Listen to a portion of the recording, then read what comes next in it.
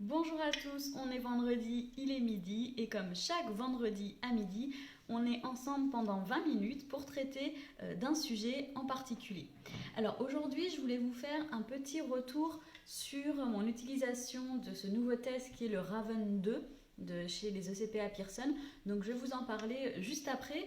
Juste après vous avoir dit, donc j'ai pris mes notes, une chose qui m'a marqué cette semaine. J'ai suivi un webinaire qui a été menée par les ECPA Pearson. Alors, je vous dis tout de suite, je ne suis pas en train de faire de la pub pour les ECPA Pearson, c'est juste le hasard qu'il y a deux événements, un marquant pour moi cette semaine et un test dont je vais vous parler qui est édité par cette maison d'édition. C'est le hasard, je ne suis pas du tout en train de faire de la pub, j'ai pas de royalties. Mais cette semaine, j'ai suivi un webinaire, je vous l'avais mis dans le fil d'actualité du cabinet. Et ce webinaire, il traitait en fait de la présentation du nouvel outil Clef 5. Et la présentation était faite par un orthophoniste, Monsieur Roche, ou Roch, je ne sais pas trop comment on prononce, j'espère qu'il m'excusera. J'ai trouvé, en fait c'est de ça que je vous parlais, de ce monsieur-là, de cette personne. J'ai trouvé cette personne déjà super agréable, donc c'était un webinaire, donc en ligne. Très très agréable, avec un ton d'humour qui m'a beaucoup plu. Et puis au niveau de ses connaissances, j'ai trouvé ça très intéressant et j'ai tout de suite ressenti qu'il aurait vraiment des choses à m'enseigner, spécifiquement au niveau de l'autisme, de la communication sociale, à ce niveau-là dans le trouble du spectre de l'autisme. Donc je vais essayer de le contacter, ce monsieur, pour voir s'il a envie d'échanger avec moi. C'est vraiment quelque chose qui m'intéresse beaucoup beaucoup car je pense qu'au niveau de la cognition sociale, au niveau à ce niveau-là, avec cet apport orthophonique, ça peut être vraiment quelque chose en plus pour ma pratique clinique. Alors, loin de moi l'idée de prendre le boulot des orthophonistes, ce n'est pas ça l'idée, c'est d'avoir vraiment des connaissances supplémentaires, d'en savoir plus, d'avoir un champ de vision un peu plus large, sans forcément dans la clinique aller creuser à des endroits là où je n'ai pas ma place, évidemment que non. Mais vraiment ce champ de compétences, de connaissances plus large, je pense permet d'avoir une plus grande finesse clinique à mon niveau de compétence. Voilà. J'espère que ce monsieur se répondra, je vous donnerai des nouvelles si c'est le cas. La deuxième chose que je voulais vous dire avant de parler des matrices de Raven, c'est je vous ai posé une question sur Facebook là, sur combien de temps le cerveau, enfin l'hémisphère cérébral du cerveau rouge que j'ai imprimé pour la gagnante du dernier concours, qui a gagné la tasse Genepsi. D'ailleurs, hop, je vais jeter ça. La tasse Genepsi et puis le bouquin sur mon cerveau a encore besoin de lunettes. Elle a gagné aussi un cerveau, elle a choisi la taille, elle m'a dit la taille de la main. Alors, c'était un petit peu compliqué pour moi, la taille de la main, donc j'ai pris ma main, j'ai pris celle de mon conjoint, et au final, je trouve que c'est sorti très gros.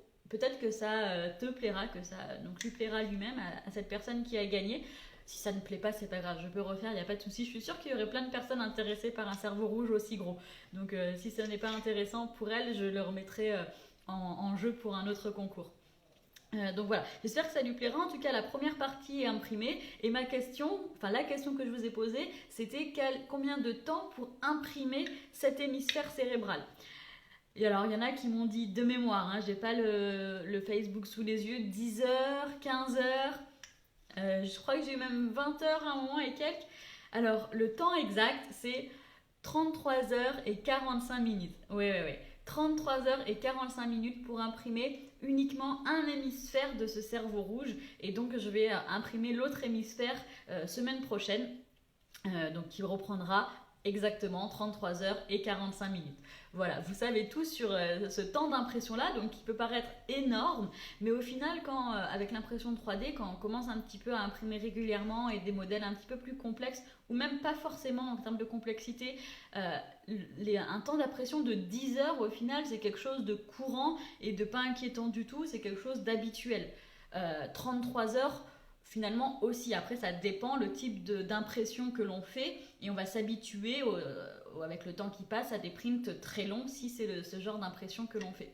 Par exemple là, le Dark Vador que vous voyez, lui il prend plusieurs heures mais il prend pas 10 heures. Voilà.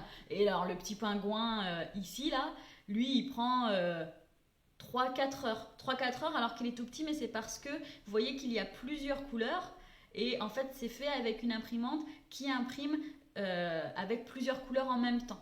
Bon, ça on en reparlera si vous voulez, je ne vais pas rentrer dans les détails de l'impression 3D, c'est pas du tout le thème d'aujourd'hui. Allez, je me focus. Donc après 33h45 d'impression pour un seul hémisphère d'un cerveau rouge pour la gagnante du dernier concours, je vous parle des matrices de Raven.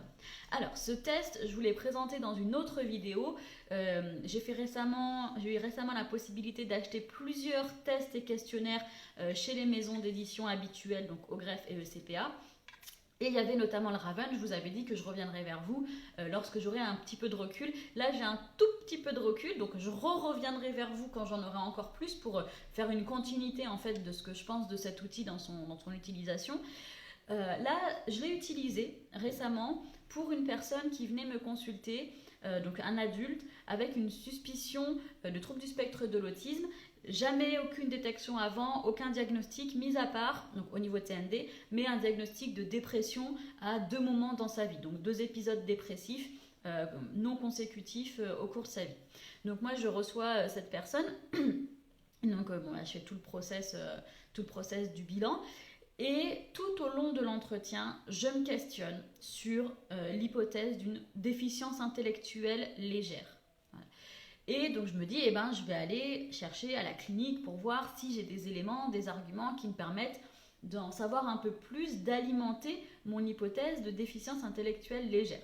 Pour l'autisme, pour moi, il n'y a vraiment pas de doute. Donc ça a été... Les entretiens cliniques m'ont permis relativement assez facilement d'arriver à cette conclusion, après évidemment avoir fait les différents différentiels qui s'imposaient. Mais ce différentiel comorbidité de déficience intellectuelle légère, il me restait en travers. Et au point que je ne voulais pas conclure, c'était pas assez précis, c'était pas assez fin. Avec la clinique, c'était pour moi, en tout cas dans cette situation, largement insuffisant pour aller conclure à l'absence de déficience intellectuelle. Donc malgré les éléments cliniques que je suis allée rechercher au long des quelques heures d'entretien que j'ai fait avec ce jeune homme, ça ne m'a pas permis d'alimenter les hypothèses, j'ai pas pu l'exclure ou j'ai pas pu... évidemment non, je n'ai pas pu dire que c'était une déficience intellectuelle juste à la clinique, puisqu'il aurait fallu de manière inévitable, si mon hypothèse était plutôt validée cliniquement, que je fasse passer une Weiss et une Vineland, ça c'est obligatoire. Okay. Mais je n'ai pas eu assez d'éléments cliniques pour écarter cette hypothèse. Donc ce que j'ai fait, vu que c'était pendant le problème sanitaire, la Weiss qui était prévue au début du confinement n'a pas pu évidemment être réalisée. Donc la Weiss n'a pas pu se faire. Donc j'ai continué quelques entretiens cliniques en visio, en téléconsultation, ce qui m'a permis d'avoir d'autres éléments, que ce soit sur l'ADI ou sur mes autres hypothèses. Et avec la fin du confinement, j'ai eu quelques autres éléments qui m'ont laissé penser que quand même, j'étais plutôt du côté de penser que c'était les signes de l'autisme qui envahissaient le fonctionnement et donc qui biaisaient mon regard, disons, sur les capacités intellectuelles générales. Du coup, ce que j'ai choisi de faire pour éviter de lui imposer tout le process d'une Weiss qui dure un certain temps, qui est, je le rappelle et j'arrêterai pas de le rappeler, c'est un test, l'administration peut-être et en général est anxiogène pour les personnes. Alors là, cliniquement, c'est pas des études, il n'y a pas de chiffres à l'appui, mais cliniquement, les personnes en tout cas que moi je reçois au cabinet avec suspicion d'autisme, allez, pour pas dire 100% des cas, 99,9% des cas, eh bien, il y a beaucoup d'anxiété, il y a des difficultés avec l'estime de soi, la confiance en soi, des problématiques de dépression, donc des facteurs qui vont impacter négativement déjà les résultats, mais aussi qui vont impacter le ressenti de la personne pendant la passation. Une personne qui est très anxieuse, qui a une mauvaise estime d'elle-même, pendant la passation, va probablement être en difficulté interne avec ça. Et le truc, c'est que ça ne dure pas juste le temps de la Weiss, c'est qu'ils repartent avec. Ils repartent avec et ça peut durer plusieurs jours, plusieurs semaines, et ils sont tout seuls avec ça. Et vous n'êtes pas là à côté pour gérer ça en général. Donc voilà, il faut vraiment penser que c'est pas un examen anodin. Moi, la représentation que je me fais, c'est qu'avant de faire passer une Weiss, évidemment je pose mes hypothèses, je ne vais pas revenir là-dessus dans cette vidéo-là en tout cas, mais je me dis, ok, est-ce que c'est indispensable? Est-ce que ça va me permettre de répondre à la question qu'on me pose? Voilà. Et puis je me dis, ok, si ta Weiss, en fait, c'était une ponction lombaire, Est-ce que tu la ferais? Et vous verrez qu'on se pose beaucoup plus de questions avant de se lancer dans une valse comme ça. Allez, bon, de toute façon, c'est automatique pour moi, neuropsychologue ou psychologue clinicien. Je fais une valse, c'est automatique, moi je sais faire, c'est quelque chose qui me pompe pas beaucoup d'énergie ni de ressources attentionnelles. Donc pour moi, c'est facile. Mais en face, il y a quelqu'un. Et si c'était une ponction lombaire, ok, un pas de recul, on respire. Est-ce que ça va répondre aux questions que la personne me pose? Est-ce que ça va me permettre d'alimenter mes hypothèses? Oui ou non? Et ça, c'est toute une réflexion qu'en général, on a entre l'entretien initial et le début du bilan. Et pour ma part, j'ai aussi cette réflexion avec la personne elle-même. C'est-à-dire qu'il y en a qui vont venir pour une question de haut potentiel intellectuel associée à cette hypothèse d'autisme. J'en discute avec la personne, je lui explique le process pour détecter une haute potentialité, un haut QI, vous appelez ça comme vous voulez, on ne va pas faire un débat ici. Je lui explique le processus, je lui explique aussi qu'est-ce que ça pourra montrer, ce que ça pourra expliquer, éventuellement pas expliquer. En l'occurrence, les signes de l'autisme ne sont pas expliqués par le haut potentiel. Je ne vais pas reparler des continuums ici, mais globalement, je vous remets la situation. Et puis, il y a d'autres situations où les personnes ne viennent pas avec en tête un état de haut potentiel intellectuel, elles n'en parlent pas, elles ne le pensent pas, ou alors ça ne leur est pas venu à l'idée. Et parfois, je vais moi leur en parler et c'est elles ensuite qui prendront le temps de choisir et elles peuvent décider, après plusieurs entretiens, de le faire ou non, mais en étant, comme on dit, informées, éclairées et librement informées. Voilà. Par contre, j'en discute avec la personne si je le sens. D'accord? Si pour moi, faire passer une valse est complètement inutile, ça n'apportera rien à mon moulin, je ne vais pas la proposer, surtout si en plus la personne ne m'en parle pas. D'accord? Parce que ça n'apportera rien. Donc on est vraiment sur cette idée-là de réflexion de est-ce que la valse va m'apporter, va me permettre de répondre à mes questions, va finalement aider la personne. Donc c'est vraiment se questionner sur ok, je vais avoir des scores d'empan, je vais avoir des scores de raisonnement verbal, etc. En quoi le score d'empan, par exemple, va m'être utile pour derrière aider la personne qui va me dire que après le diagnostic, sa problématique, c'est de se faire un ami. Voilà, je suis un peu volontairement peut-être provocante, mais vous me connaissez un petit peu. Mais c'est la question. Si par exemple, comme ça n'a pas été le cas pour le jeune dont je vous parle depuis le début de la vidéo, où j'avais des doutes sur une déficience intellectuelle au niveau clinique, donc j'ai fait la Raven, si vous n'avez pas de doute parce que la personne a bac plus 5 ou bac plus 14, ça m'est arrivé d'avoir des docteurs en génétique moléculaire, un truc, même il m'a envoyé sa thèse, le titre de sa thèse, je me suis arrêtée là, j'ai fait c'est bon, c'est pas pour moi. Voilà, ces genres de personnes-là, a priori, je veux bien vos commentaires, mais a priori, le fonctionnement intellectuel global, on peut faire une hypothèse assez forte qu'il sera à minima dans la moyenne par rapport aux personnes de même sexe et de même âge. Voilà. Donc, il y a des situations comme ça où ça ne sert à rien. Et pour le coup, pour ce docteur en génétique, je lui en ai parlé, je lui ai dit on pourrait le faire. Parce qu'il était quand même un peu dans les champs. On pourrait faire mais ça ne servira à rien pour moi pour poser le diagnostic et ça ne servira à rien pour ensuite répondre aux questions que vous me posez, c'est-à-dire comment est-ce que je dois interagir quand je suis au comptoir et que je vends mes productions que j'ai fait chez moi, parce que du coup il était agriculteur, il vendait du local. Et comment est-ce que je dois interagir au mieux, donc il voulait des conseils, des stratégies pour l'interaction sociale. En quoi la valse, là, si je suis certaine qu'il n'y a pas de déficience intellectuelle, va m'être utile? C'est une question que je vous pose aussi. N'hésitez pas à mettre des commentaires comme ça en échange. Vous savez bien que je suis pour ces échanges-là, tant qu'ils sont tout à fait cordiaux et respectueux. Qu'est-ce que vous en pensez? Dites-le moi en commentaire, comme ça on échange là-dessus d'ici vendredi prochain. Allez, je reviens à la personne qui m'a consultée et donc où j'étais pas du tout sereine sur la présence ou non d'une déficience intellectuelle légère. Donc, ce que j'ai fait, étant donné la condition, la psychopatho, donc l'anxiété, la dépression, la mésestime de soi, j'ai préféré démarrer, disons, par une Raven pour ensuite, éventuellement, aller sur une valse. Donc, j'avais ça en tête. Mon process en tête, c'était je ne suis pas sûre d'une déficience intellectuelle légère au niveau clinique. Voilà, je doute. J'ai pas assez d'éléments. Faut que je fasse de la psychométrie. Ok. Donc, je ne veux pas commencer par une valse parce que ça va être coûteux pour la personne. Par contre, j'ai les matrices de Raven qui vont me permettre d'avoir un niveau, enfin pas un niveau global, absolument pas, d'accord, ça n'évalue pas le fonctionnement global juste avec un seul test, ok. Par contre, ça va me donner une idée des capacités de la personne.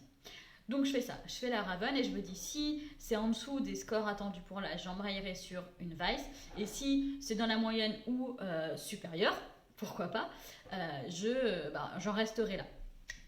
Donc il vient au cabinet, je lui fais passer la matrice de Raven, donc c'est sur ordinateur, et puis je regarde discrètement les résultats. Bon, je lui dis faut juste que j'enregistre le truc, voilà. Et moi je regarde discrètement les résultats parce qu'en fonction des résultats, parfois j'en parle directement avec la personne. C'est vrai qu'en général les gens ils aiment bien savoir et c'est tout à fait compréhensible. Ils aiment bien savoir tout de suite. Donc je fais genre j'enregistre et puis je regarde les résultats et je dis trop rien parce que comme je vous disais j'avais un doute sur une déficience intellectuelle légère. Et je regarde les résultats. Ce jeune homme se situait dans la moyenne supérieure par rapport à ses pairs. Oui, dans la moyenne supérieure. Avec un écart type... Attendez, bougez. Hop, je regarde... Oui, voilà. Avec un écart type qui se situe à 95% d'intervalle de confiance, 109 à 129. Voilà. Et là... Moi, chez cette personne, cliniquement, je me questionnais sur la présence d'une déficience intellectuelle légère.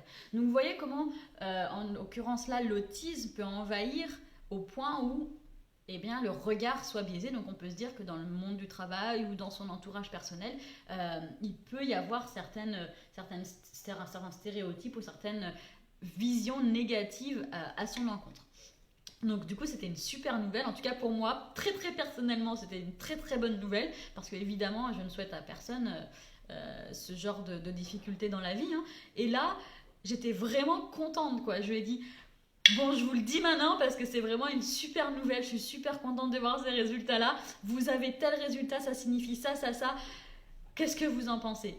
Et effectivement il était rassuré, etc., on a pu débriefer, mais voilà c'est vraiment le Raven, ça m'a permis d'avoir des éléments beaucoup plus solides que la clinique seule qui, dans cette situation, n'a largement pas suffi. En tout cas, ma clinique, hein. Peut-être qu'un autre professionnel, un autre clinicien, peut-être beaucoup plus expérimenté sur ces questions-là, l'aurait détecté sans grande difficulté et sans passer par Raven. Soit, tant mieux. En tout cas, moi, ma clinique, à ce moment-là, n'était pas assez solide pour finaliser mon hypothèse. Là, Raven m'a permis d'avoir une étape intermédiaire avant de faire passer la Vice, la grosse Vice, la grosse méchante bête, avoir une étape intermédiaire. Voilà. Donc, pour moi, c'était une expérience, donc c'est étude de cas unique, hein, on n'est pas sur de la recherche, c'est clinique, une expérience très positive. Pas uniquement parce que la personne qui venait en évaluation a eu des résultats qui étaient en dehors de la déficience, évidemment, hein, mais parce que ça m'a vraiment permis d'éviter de faire un test, une psychométrie long, coûteux au niveau cognitif pour la personne, attentionnelle, psychopatho, et d'avoir quand même pu répondre à l'hypothèse qui me questionnait. Et sans la Vice, parce que là en l'occurrence il n'y a pas de déficience, la question c'était de l'autisme, j'ai pu répondre à la question de l'autisme et les questions qui sont venues suite à ma restitution. Donc restitution, vous avez un trouble du spectre de l'autisme sans déficience intellectuelle, j'ai expliqué ce que c'était l'autisme, j'ai fait des liens entre les questions qu'il m'a posées au début et le diagnostic d'autisme, et j'en suis arrivée à ma fameuse question que vous connaissez peut-être maintenant, qu'est-ce qu'on fait par rapport à ça? Voilà. Et à partir de là, qu'est-ce qu'on fait par rapport à ça? C'était surtout là, en l'occurrence, sur un accompagnement administratif pour une reconnaissance travailleur handicapé, pour avoir quelques aménagements au niveau de son boulot. Ça se passe très bien à son boulot actuellement, mais c'est vrai qu'il pourrait y avoir quelques ajustements. Donc là, il devait y réfléchir avec sa maman. Ils vont revenir vers moi si ils prennent la décision. Et aussi, au niveau... J'ai oublié. Il y avait un deuxième point sur lequel il m'a interpellée pour avoir un petit bout d'aide. Mais voilà, encore une question où avoir un profil Vice complet ne m'est pas du tout utile pour faire l'accompagnement derrière, un accompagnement fonctionnel, qualitatif avec cette personne-là. De toute façon, après, il n'y a rien de figé, de bloqué, d'inflexible. Si jamais, pour une raison ou pour une autre, dans le cadre de l'accompagnement qui suit, pour une raison ou pour une autre, j'aurais besoin d'avoir une efficience intellectuelle, moi, ça ne m'empêche pas du tout de la faire après. Hein. Donc, rien n'est fermé. De la même manière, ça arrive de faire une Vineland à la lumière des accompagnements demandés par la personne. Voilà.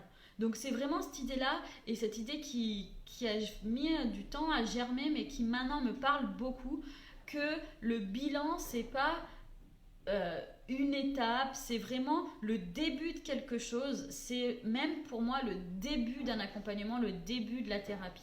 Voilà. Et c'est pas le bilan puis la thérapie ou le suivi, vous appelez ça comme vous voulez, c'est vraiment le suivi commence par le bilan, mais le bilan pour moi ça fait partie intégrante de cette grosse catégorie case qui est le suivi. Parce que notamment, alors je vous la fais courte parce qu'on arrive sur la fin de la vidéo, on pourra en reparler, vous me le dites en commentaire si vous voulez qu'on en reparle, mais dès le début du bilan, on commence à travailler sur la question du diagnostic qu'il pourrait avoir ou l'absence de diagnostic suite à l'évaluation. On commence tout de suite à travailler ça dès le premier coup de téléphone, dès les premiers mails. Donc pour moi, on est déjà finalement dans quelque chose de l'ordre du suivi, on est dans le processus de changement. Je vous souhaite un très très bon week-end, une très très belle semaine. On se retrouve vendredi prochain en live, comme d'habitude. Bon week-end à tous. Ciao!